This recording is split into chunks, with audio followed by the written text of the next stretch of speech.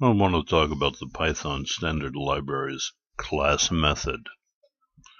So here's my class meal, and I have variable food equals steak, also known as a property food equals steak, and within it I have a function, a method because it's defined within a class, called pf, print the food, and class as a parameter.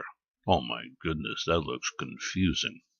Then print I want to eat, comma, class, this guy, dot food.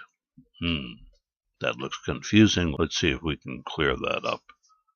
Now, first thing I do after I write my class is I say, Mr. Class Meal, could I have a word with you? He says, yes, sure. You have a method inside of you called pf, don't you? And he says, yes, I've got a pf method inside of me. Could you feed him to the class method, please? I'd appreciate that if you'd do that. And he says, sure, okay, I'll do that, no problem. And one more thing, could you then assign that output from the class method? Could you assign that to this now redefined method, meal.pf? And he says, sure, I'll do it. Okay, not a problem. Wait a second, he says to me. What do you mean redefined?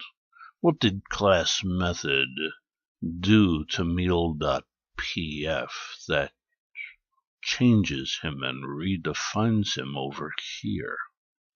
Well, I says to him, what he did was he redefined the pf method into a method that accepts the class name meal as the actual parameter within its own parentheses. Like so.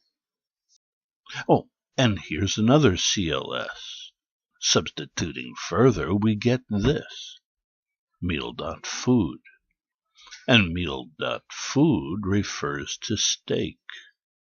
Meal.food refers to steak. And so steak now goes here.